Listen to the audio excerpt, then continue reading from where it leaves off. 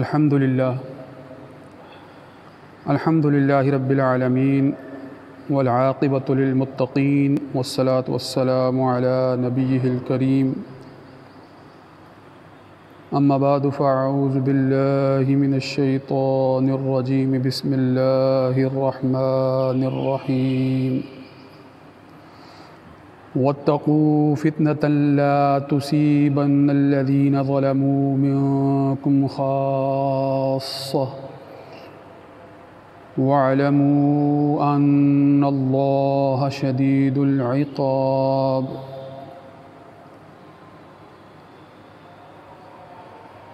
وعن عبد الله بن عمرو قال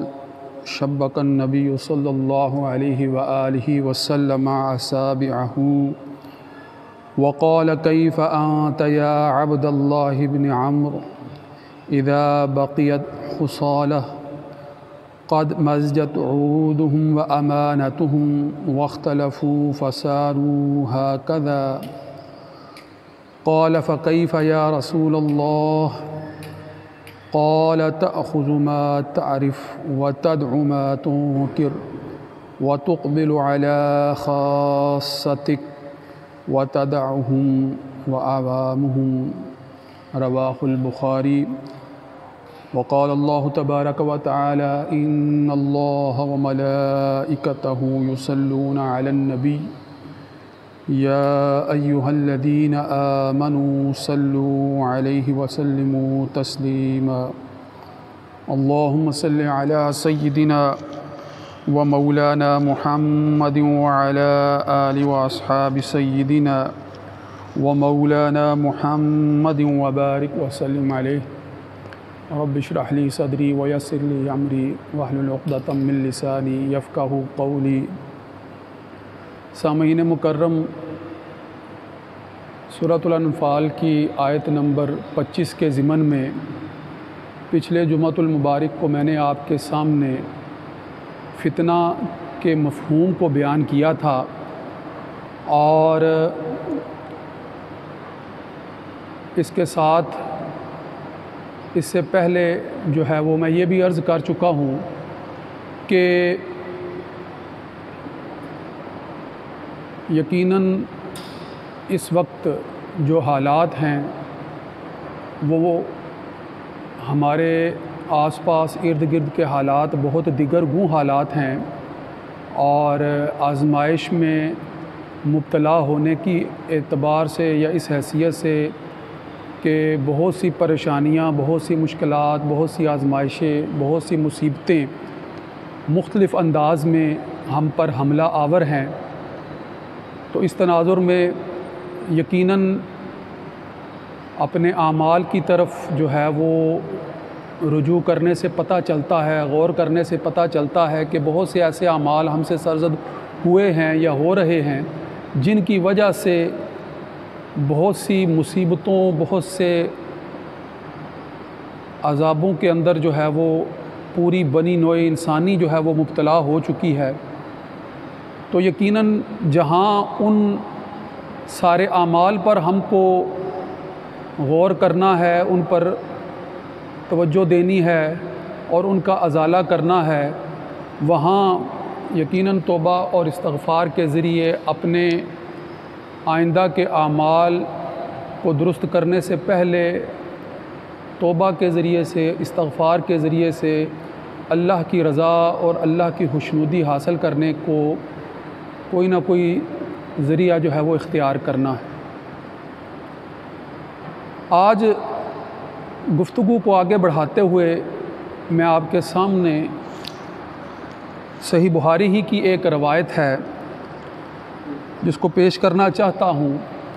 اور اس ضمن میں جو سمجھنے والی بات ہے وہ یہی کہ یہ دور کس قدر دینی انحطاط کا دور ہے، دینی زوال کا دور ہے، قوت ایمانی کس قدر جو ہے وہ کمزور ہو چکی ہے کہ جس کے سبب بہت سے مصائب جو ہیں وہ امڈ کر آ گئے ہیں اور ہم ان کا مقابلہ نہیں کر پا رہے۔ قوت ایمانی کے کمزور ہونے کی وجہ سے، دینی زوال کی وجہ سے، دینی انحطاط کی وجہ سے بہت سے ایسے پہلو ہیں جو شدت کے ساتھ حملہ آور ہو چکے ہیں اور ہم اپنے اندر وہ قوت اور طاقت نہیں پاتے کہ جس کے ذریعے سے ہم اپنا بچاؤ کر سکیں۔ تو پہلے ذرا حدیث کا متن اور اس کا ترجمہ دیکھ لیں، پھر اس پر جو ہے وہ تھوڑی سی جو ہے وہ گفتگو بھی کرتے ہیں۔ عن عبداللہ ابن عمر، حضرت عبداللہ ابن عمر رضی اللہ تعالی عنہ سے روایت ہے، قال، کیا فرماتے ہیں، شبک النبی اصابعہ، یعنی حضور نبی کریم صلی اللہ علیہ وآلہ وسلم نے ایک دفعہ جو ہے وہ اپنی انگلیوں کو اس طرح، دونوں ہاتھوں کی انگلیوں کو اس طرح جو ہے وہ آپس میں ملایا۔ شبک النبی صلی اللہ علیہ وسلم اصابعہ، اصابع انگلیاں ہیں، ہاتھوں کی انگلیوں کو اس طرح سے آپس میں ملایا، اور اس طرح آپس میں ملا کر حضرت عبداللہ ابن عمر سے مخاطب ہوئے اور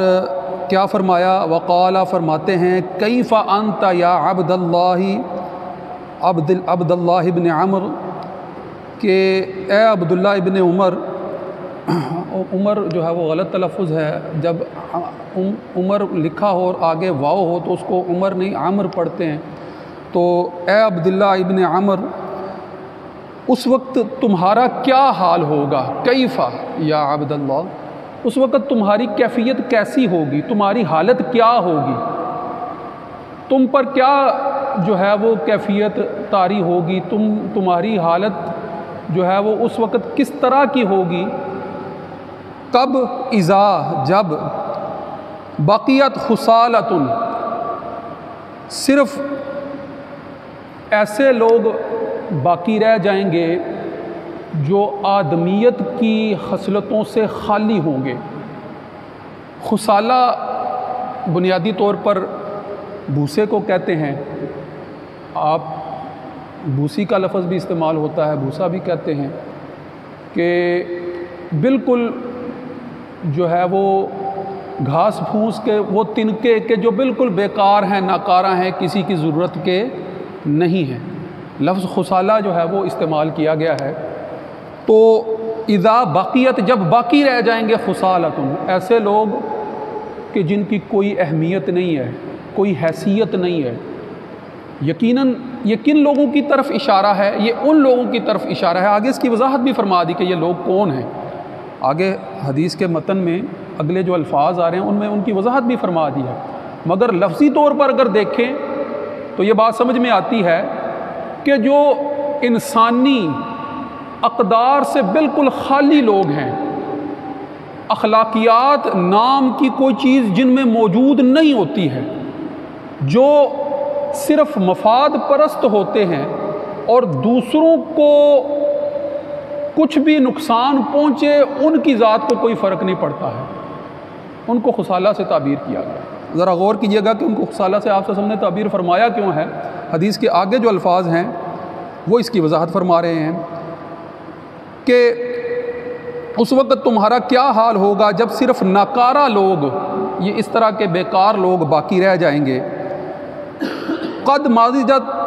عہودہم و امانتہم، ان کے معاہدات اور ان کے معاملات، عہود عہد کی جمع ہے، عہد وعدے کو کہتے ہیں، اور اصطلاح میں جو کاروباری معاملات ہوں، معاشی معاملات ہوں، معاشرتی معاملات ہوں، آپس میں لوگوں کے رہنے سہنے سے جو ایک دوسرے کے درمیان افہام و تفہیم کی کوئی بھی کیفیت جو پیدا ہوتی ہے اس کو معاملات سے تعبیر کیا جا سکتا ہے، اور ان میں ایک دوسرے کا خیال رکھنا ہوتا ہے، پابندی کرنی ہوتی ہے، تبھی جو ہے وہ معاشرہ جو ہے وہ درست سمت میں جو ہے وہ استوار رہتا ہے۔ اگر جو ہے وہ آپس کے معاملات کے اندر، معاہدات کے اندر ایک دوسرے کے ساتھ جو ہے وہ لین دین کے اندر، چاہے وہ کاروباری لین دین ہو یا عام معاشرتی معاملات کے اندر کسی بھی قسم کا جو ہے وہ لین دین ہو، جب ان میں ایک افہام و تفہیم رہتی ہے، ایک دوسرے کا خیال رہتا ہے، تو اس خیال کی بنیاد پر جو ہے وہ معاشرہ ایک صحت مند اور تندرست جو ہے وہ معاشرہ نظر آتا ہے۔ اگر ایک دوسرے کا خیال اس اعتبار سے نہ ہو تو معاشرے کی صحت کو جو ہے وہ یقیناً جو ہے وہ بہت سے خطرات لاحق ہو جاتے ہیں۔ تو انہی کی طرف اشارہ ہے کہ قد مزجت عہودہم و امانتہم، مزجت یعنی وہ دغا دیتے ہیں، وہ معاملات کے اندر جو ہے وہ دھوکہ دیتے ہیں، دغا دیتے ہیں، فریب دیتے ہیں، وعدوں کو یعنی پورا نہیں کرتے ہیں، اور ایک دوسرے کے ساتھ جب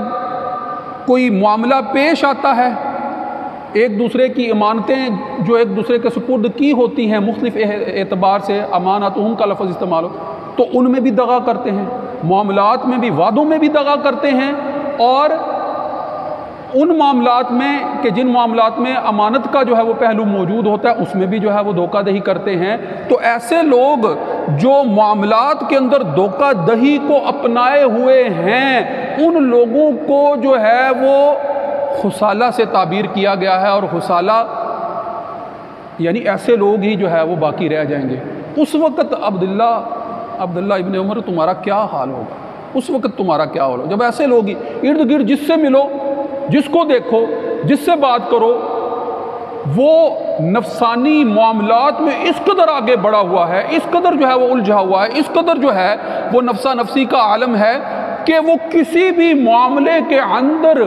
اپنی خواہشات نفس کو پورا کرنے کے لیے کسی طرح کا بھی دھوکہ دینے سے یا امانت میں خیانت کرنے سے جو ہے وہ کوتاہی نہیں کرتا ہے، اس میں جو ہے وہ بڑھ جاتا ہے۔ اس طرح کے معاملات کرنے والے ارد گرد عام نظر آ رہے ہوں گے۔ ایسے جب لوگ تمہارے درمیان موجود ہوں گے، تمہارا روز مرہ کی زندگی میں جب ان سے واسطہ پڑ رہا ہوگا، تو پھر اس وقت تمہاری کیا حالت ہوگی، اس وقت تمہاری کیا حالت ہوگی۔ وقت لہو فسارو ہاکذا، آپ صلی اللہ علیہ وآلہ وسلم نے جو ہے وہ چونکہ انگلیوں کو اس طرح سے ملایا ہوا تھا، تو اسی طرف اشارہ کرتے ہوئے کہ وہ آپس میں اختلاف کر کر کے اس طرح جو ہے وہ گتھم گتھا ہو چکے ہوں گے، اس قدر جو ہے وہ ان کی حالت جو ہے وہ ابتر ہو چکی ہوگی کہ اختلافات کے ضمن میں، لڑائی جھگڑے کے ضمن میں، آپس میں جو ہے وہ نفرت، قدورت اور عداوتوں کے اعتبار سے معاملات کا بگاڑ جو ہے وہ اس قدر بڑھ چکا ہوگا کہ کوئی کسی کی بات کو کسی بھی طرح سے ماننے کے لیے تیار نہ ہوگا۔ تو جس طرح یہ انگلیاں جو ہے وہ آپس میں ملی ہوئی ہیں، ان کی حالت بھی ایسی ہوگی۔ تو اس وقت تمہاری کیا کیفیت ہوگی، تمہاری کیا حالت ہوگی؟ عبداللہ ابن عمر سے جو ہے وہ آپ صلی اللہ علیہ وآلہ وسلم جو ہے وہ مخاطب ہو کر یہ پوچھ رہے ہیں۔ تو یقیناً آپ صلی اللہ علیہ وآلہ وسلم کا یہ طریقہ کار تھا تعلیم دینے کا صحابہ کو، کہ آپ صلی اللہ علیہ وآلہ وسلم بعض اوقات جو ہے وہ سوال پوچھا کرتے تھے، اور یقیناً صحابہ جو ہے وہ ادب کے تقاضوں کو پورا کرتے ہوئے جو ہے وہ اپنی دانست میں جواب دینے کی بجائے جو ہے وہ آپ صلی اللہ علیہ وآلہ وسلم کے علم ہی پر انحصار کرتے تھے، آپ ہی کی امامت پر، آپ ہی کی جو ہے وہ رہنمائی پر انحصار کرتے تھے، لہذا جواب اکثر دینے کی بجائے جو ہے وہ آپ صلی اللہ علیہ وآلہ وسلم ہی سے رہنمائی کا تقاضا کرتے تھے، آپ سے ہی رہنمائی کا تقاضا کرتے تھے۔ لہٰذا جب آپ سے پوچھا تو قالا فرمانے لگے فَكَيْفَ يَا رسول اللہ صلی اللہ علیہ وآلہ وسلم، تو بجائے یہ کہ جواب دیتے آپ صلی اللہ علیہ وآلہ وسلم ہی سے جو ہے وہ پوچھا کہ ٹھیک ہے، یقیناً آپ بہتر فرما رہے ہیں، آپ نے جو پوچھا ہے یقیناً ایسا دور آئے گا، ایسا زمانہ آئے گا کہ ارد گرد لوگ جو ہے وہ انسانی اقدار سے گھرے ہوئے ملیں گے، تو پھر اس وقت میں کیا کروں، کیا کرنا چاہیے مجھے، کیا کیا جائے کہ ایسی صورت میں اپنے آپ کو بچایا جا سکے، ایسی صورت میں اپنے آپ کو محفوظ رکھا جا سکے۔ تو فَكَيْفَ يَا رسول اللہ، تو کیا کیا جائے، کیسی حیثیت سے جو ہے وہ اپنے آپ کو پیش کیا جائے، کس طرح کا طرز عمل اختیار کیا جائے؟ تو پھر اس کے جواب میں قال، آپ صلی اللہ علیہ وآلہ وسلم نے فرمایا تَأْخُذُ مَا تَعْرِفُ وَتَدْعُ مَا تُنْكِرُ، کہ تم جس چیز کو بہتر سمجھو، جس چیز کو اچھا سمجھو، تاخذ، اس کو اختیار کر لو، اس کو پکڑ لو، اس کو اختیار کر لو، جو چیز تمہیں اپنی دانست میں ٹھیک لگے۔ اب یہ بات آپ صلی اللہ علیہ وآلہ وسلم اپنے صحابی کو فرما رہے ہیں، اور حضرت عبداللہ ابن عمر رضی اللہ تعالیٰ عنہ ان کا شمار ان صحابیوں میں ہوتا ہے جو نہایت ہی متقی ہیں، نہایت ہی پرہیزگار، اور جو ہے وہ خیر خواہی کے رویے کے حامل صحابہ میں جو ہے وہ، ویسے تو عمومی طور پر صحابہ کا یہ رویہ، مگر ان کو اس حوالے سے جو ہے وہ خاص جو ہے وہ اختصاص حاصل تھا کہ اللہ کا خوف خدا، خشیت الہی، اللہ کے حکم کی پابندی، رسول اللہ صلی اللہ علیہ وآلہ وسلم کی اتباع، آپ صلی اللہ علیہ وآلہ وسلم کی احکام کی فرما برداری، اس اعتبار سے جو خصوصیت آپ کو حاصل تھی وہ آپ کو دیگر بہت سے صحابہ سے ممتاز کرتی تھی۔ لہٰذا جب آپ صلی اللہ علیہ وآلہ وسلم نے ان سے پوچھا تو ادب کا تقاضا جو ہے وہ بروئے کار لاتے ہوئے آپ صلی اللہ علیہ وآلہ وسلم سے ہی جو ہے وہ اس کا حل جو ہے وہ دریافت فرمایا، اور یقیناً جب اس کا حل آپ نے دریافت فرمایا تو آپ کے ذریعے سے جو ہے وہ تابعین، تبع تابعین، اور جو ہے وہ صحیح جو ہے وہ روایات کے ذریعے سے 1400 سال کے بعد آج ہم تک بھی یہ خبر پہنچی ہے، تو یہ وہ خبر ہے کہ جو آپ صلی اللہ علیہ وآلہ وسلم فتنوں میں مبتلا عوام جو کہ آئندہ آنے والی تھی، جس کے متعلق آپ صلی اللہ علیہ وآلہ وسلم آگاہ فرما رہے ہیں، اور ان میں بڑا فتنہ جو دینی انحطاط کا فتنہ ہے، قوت ایمانی کی کمزوری کا فتنہ ہے، اور وہ فتنہ کہ جس وقت جو ہے وہ ایمان کو آزمائش میں مبتلا کرنے کے طرح طرح کے جو ہے وہ پہلو ہر وقت ارد گرد موجود ہوں گے۔ ان میں سے ایک بڑا پہلو یہ تھا کہ جس کے مطابق اس حدیث میں فرمایا گیا کہ ایسے افراد ہوں گے کہ جن کے معاملات درست نہیں ہوں گے، جو وعدہ پورا کرنے والے نہیں ہوں گے، جو امانتوں میں خیانت کرنے والے ہوں گے، جو بڑے پیمانے پر لوگوں کے ساتھ دھوکہ دہی اور فریب میں جو ہے وہ لوگوں کو مبتلا کرنے کے لیے اقدامات کرنے والے ہوں گے۔ ایسے لوگوں کی وجہ سے عامۃ الناس جو ہے وہ مختلف طرح کے فتنوں میں مبتلا ہو جائیں گے۔ جب ایسی صورت ارد گرد بڑے پیمانے پر جو ہے وہ پھیل چکی ہوگی تو عبداللہ ابن عمرو تم کو کیا کرنا ہوگا؟ تم کو یہ کرنا ہوگا کہ جو تم کو اچھا لگے، تم متقی ہو، تم پرہیزگار ہو، تم اللہ کا حکم ماننے والے ہو، تم مضبوط ایمان والے ہو، مضبوط ایمان کے تقاضوں کے مطابق جو ہے وہ اللہ کے حکم کو پورا کرنے کے لیے جس بات کو تم اچھا سمجھو اس کو اختیار کر لو، اور جس کو جو ہے وہ برا جانو، جس کو منکر جانو، جس کے اندر جو ہے وہ کوئی خیر کا پہلو جو ہے وہ تمہیں نظر نہ آتا ہو، تم اس سے باز آ جاؤ، تم اس سے کنارہ کشی اختیار کر لو، تم اس کو چھوڑ دو، ہٹ جاؤ اس سے۔ تاخذ ما تعرف و تدعو، ہٹ جاؤ پیچھے سے، چھوڑ دو اس کو، ما تنکر، جو منکر ہے، جو ناپسندیدہ ہے، ناپسندیدہ کاموں سے جو ہے وہ دور ہو جاؤ، حرام سے دور ہو جاؤ، بدی سے، بدکاری سے، برائی سے، برے افعال سے دور ہو جاؤ۔ وَتُقْبِلُ عَلَىٰ حَاسَتِكَ، اور خاص اپنی فکر کرو، اپنی فکر کرو، ایسے حوال میں اپنی فکر کرو، اپنی ذات پر غور و فکر کر کے اچھے برے کی تمیز کرتے ہوئے اپنی فکر کرو، اور ایسے امر کو اختیار کرو کہ جو صحت کے ساتھ صحیح اعمال کی نشاندہی کے مطابق جو ہے وہ تم تک پہنچا ہے، اور ان لوگوں کی پرواہ نہ کرو کہ جو لوگ تمہاری بات سنتے نہیں یا جو سچ کو سمجھتے نہیں، جو سچ کو اختیار نہیں کرنا چاہتے، ایسے لوگوں کی طرف متوجہ ہونے کی ضرورت نہیں ہے۔ جب تم اس طرح کا طرز عمل اختیار کرو گے تو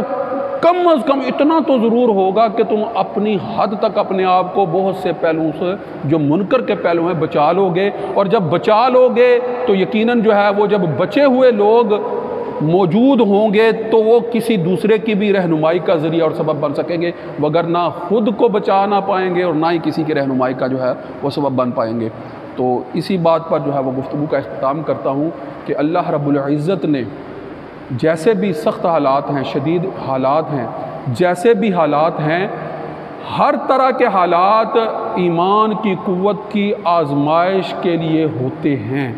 اور قوت ایمانی کی مضبوطی ہی سے ہر طرح کے حالات سے جو ہے وہ نبرد آزما ہوا جا سکتا ہے، نپٹا جا سکتا ہے، بغیر اس کے ہم جو ہے وہ چاہے جتنی مرضی کوششیں کر لیں، جتنی مرضی جو ہے وہ سعی کر لیں، جتنی مرضی اس کے علاوہ دعوے کر لیں، رجوع اللہ موجود نہیں ہے، رسول اللہ صلی اللہ علیہ وسلم کی ہدایت پر عمل نہیں ہے، تو اس کے علاوہ جتنی مرضی تدابیر اختیار کر لیں، کوئی بھی تدابیر اس کے علاوہ جو ہے وہ تمہارے لیے یقیناً یعنی ایسی تدابیر کہ جن کے اندر اصلاح کا پہلو نظر ہی نہیں آتا. غور تو کریں نا، ہم اپنے ارد گرد دیکھتے ہیں معاہدات ایسے ہوتے ہوئے نظر آ رہے ہیں کہ جن میں مسلمانوں کا مفاد موجود ہی نہیں ہے. معاملات ایسے ہوتے ہوئے نظر آ رہے ہیں کہ جس کے اندر جو ہے وہ عامت الناس بنی نوع انسانی کی خیر اور فلاح کے لیے جو ہے وہ کوئی جذباتی رویہ اختیار کیا ہی نہیں جا رہا. حالات قابو میں آنے کی بجائے حالات ہاتھوں سے نکلتے چلے جا رہے ہیں. بھائی یہ بھی کبھی ہوا ہے کہ اگر جو ہے وہ عمل کیا جائے اور اس کا رد عمل نہ ہو، اگر آپ درست عمل کریں گے تو کیا اس کا درست رد عمل نہیں ہوگا؟ اس کا مطلب ہے کہ عمل درست سطح پر اختیار کیے ہی نہیں جا رہے کہ رد عمل جو ہے اس سمت میں جو ہے وہ نظر آئے. تو اس لیے اپنی بھی فکر کریں، اپنے گھر والوں کی فکر کریں، اپنے اہل عیال کی فکر کریں، اپنے ہمسایوں کی فکر کریں، سب کی فکر کریں، سب کے لیے جو ہے وہ ایسے اقدامات اختیار کریں کہ جس میں سب کی بھلائی اور بہتری ہو، اور